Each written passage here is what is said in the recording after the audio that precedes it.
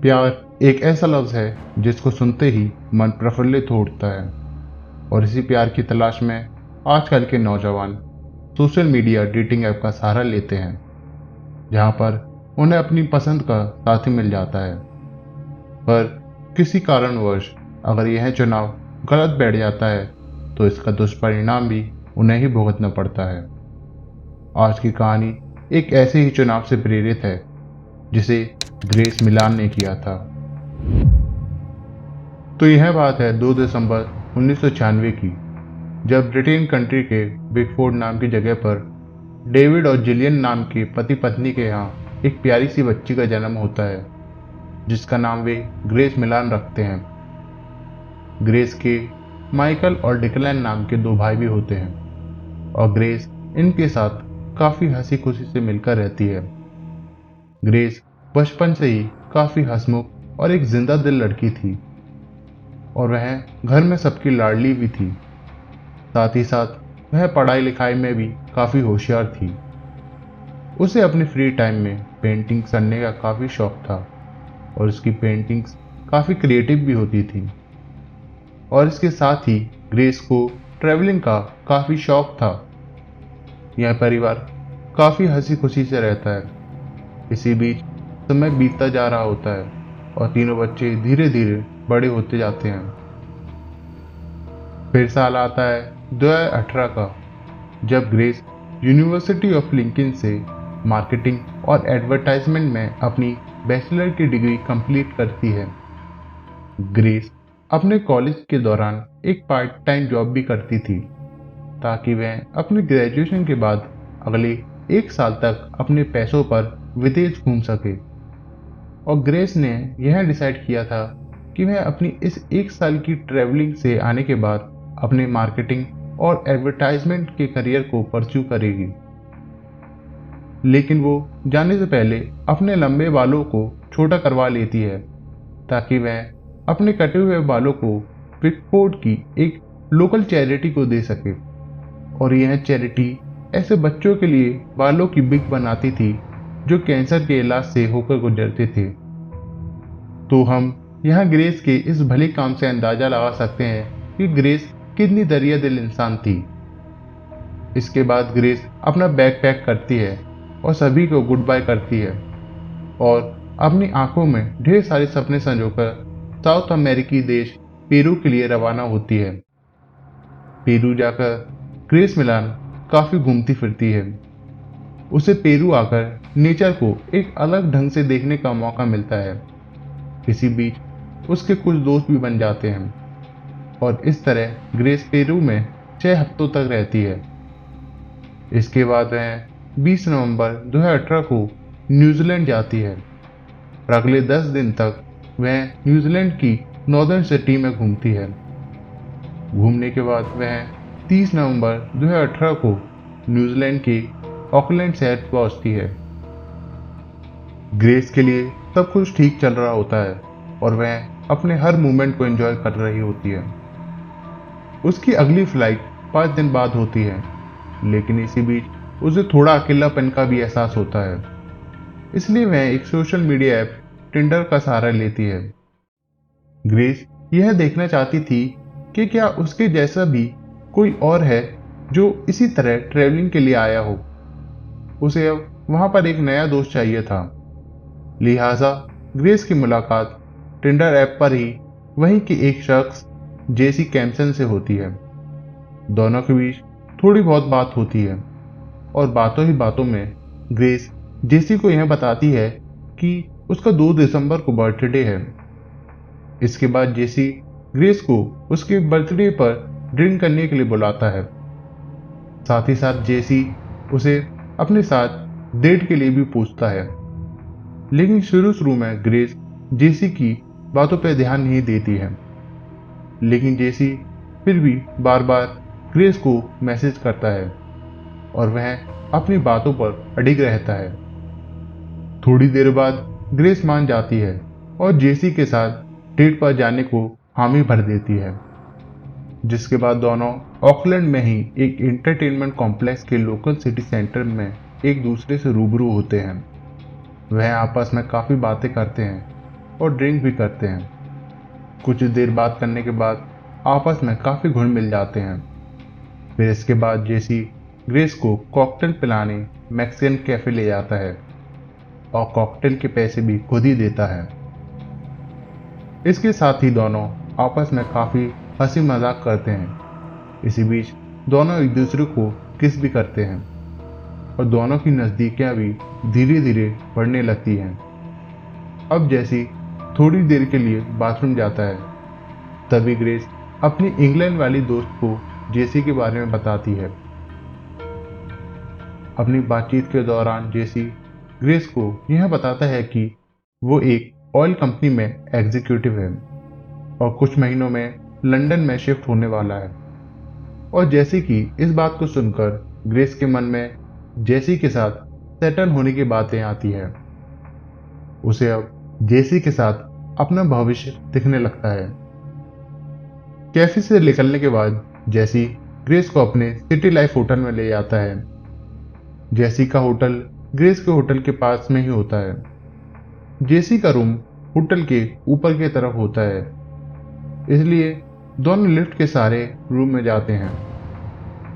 अगले दिन यानी 2 दिसंबर को ग्रेस का बर्थडे होता है, इसलिए ग्रेस के सभी अपने और इसके दोस्त उसे ढेर सारे बर्थडे मैसेज भेजते हैं, लेकिन इन लोगों का कोई भी मैसेज ग्रेस तक नहीं पहुंचता है, क्योंकि ग्रेस का फोन उस समय स्विच ऑफ हो जाता है। अब ग्रेस के फैमिली मेंबर और फ्रेंड्स काफी ज्यादा चिंता में आ जाते हैं। किसी को कुछ नहीं पता था कि आखिर ग्रेस कहाँ गई थी। धीरे धीरे यह बात सभी तरफ फैल जाती है कि ग्रेस गायब हो चुकी है। अब ऑकलैंड पुलिस अपनी जांच शुरू करती है। पुलिस अपनी जांच की शुरुआत उस होटल से करती है जहां पर ग्रेस ठहरी हुई थी। पुलिस वहां के सारे कैमरे फुटेज को देखती है। होटल का स्टाफ पुलिस को यह बताता है कि ग्रेस 1 दिसंबर की रात को होटल के रूम में आई ही नहीं थी। इसी बीच पुलिस ग्रेस के सोशल मीडिया अकाउंट पर भी नज़र रखी हुई थी और वहां पर पुलिस को ग्रेस की एक रिसेंट पोस्ट पर जेसी का कमेंट दिखाई देता है।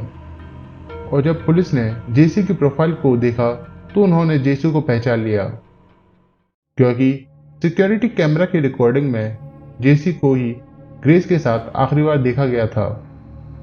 और पूरे 4 दिन के बाद पुलिस जेसी के होटल रूम तक पहुंचती है।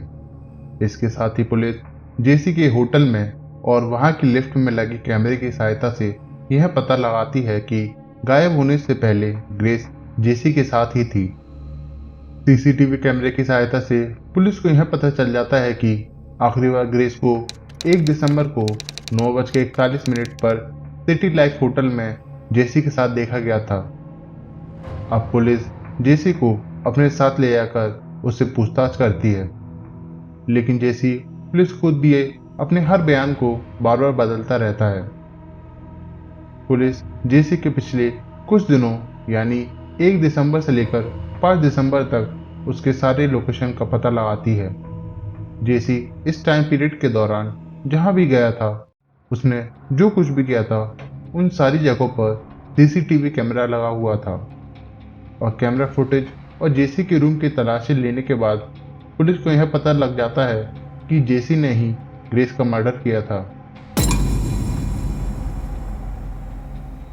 तो आखिर ऐसा क्या मिलता है पुलिस को जेसी के रूम से और उन कैमरा फुटेज से, जिसके आधार पर पुलिस जेसी को कातिल समझ रही थी। दरअसल जेसी ने 1 दिसंबर यानी ग्रेस के बर्थडे के एक दिन पहले ही उसे मार दिया था और उसका फोन स्विच ऑफ कर दिया था। अब जेसी को ग्रेस की लाश को ठिकाने लगाना था, इसलिए वो शॉपिंग कॉम्प्लेक्स में जाता है और एक बड़ा सा बैग खरीदता है। इसके अलावा वो कुछ केमिकल पाउडर भी खरीदता है। इसके साथ ही वह एक प्राइवेट कार कंपनी से कुछ समय के लिए कार भाड़े पर ले आता है। अपना सारा ज़रूरत का सामान लेने के बाद वह वापस अपने होटल के रूम में आ जाता है और ग्रेस की लाश पर कुछ केमिकल डालकर उसे उस बड़े से बैग में डाल देता है और फिर उस बैग को लिफ्ट में ले आता है और नीचे खड़ी अपनी भाड़े की कार में रख देता है। इसके बाद जेसी ग्रेस की लाश को वहां से 21 किलोमीटर दूर एक कब्रिस्तान में ले जाकर दफना देता है और कब्रिस्तान से लौटने के बाद उस भाड़े की कार को वॉशिंग सेंटर ले जाकर उसे अच्छे से धुलवा देता है और फिर उस कार को उसकी कंपनी को वापस लौटा देता है। पुलिस को जेसी के रूम से ग्रेस का खून भी मिलता है, जिसके साथ ही वहां केमिकल पाउडर भी गिरा हुआ दिखाई देता है जिसे जेसी ने खरीदा था। इसके साथ ही पुलिस जेसी की कुंडली खंगालती है।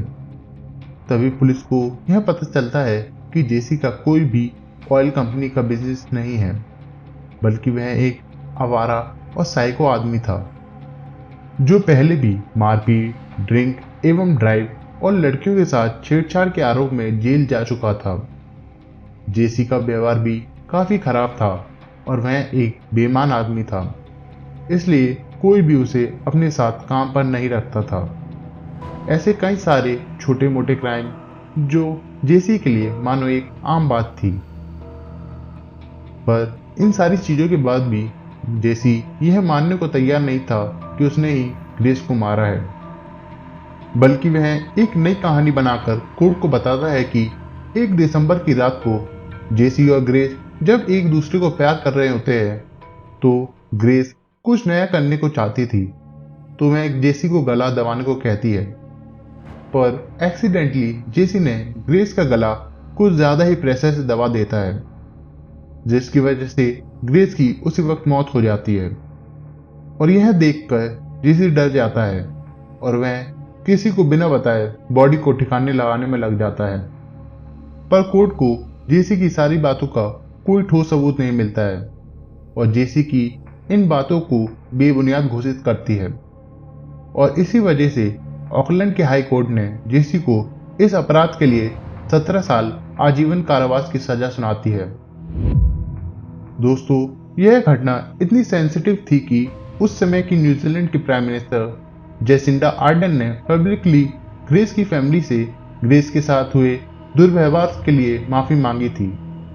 साथ ही साथ उन्होंने यह भी कहा था, this should not be happen with your daughter, I am sorry for this, यानी कि आपकी बेटी के साथ यह नहीं होना चाहिए था, मुझे माफ कर दीजिए। इस कहानी से कई सारे सवाल खड़े उठते हैं, जैसे कि क्या यह सोशल मीडिया की दुनिया एक नए अपराध की दुनिया के दरवाजे खोलती है? क्या हमें किसी भी सोशल मीडिया ऐप पर मिलने वाले इंसान पर इतनी जल्दी भरोसा कर लेना चाहिए, या फिर कैसे ग्रेस अपने आप को बचा सकती थी? आपकी राय कमेंट बॉक्स में जरूर लिखिए। दोस्तों, अगर आपको यह वीडियो अच्छी लगी हो तो हमारी वीडियो को लाइक करें और हमारे चैनल को सब्सक्राइब करना ना भूलें। तो आज के लिए बस इतना ही दोस्तों, हम मिलेंगे आपसे ऐसी ही किसी सच्ची घटना के साथ अगली वीडियो में। तब तक के लिए गुड बाय।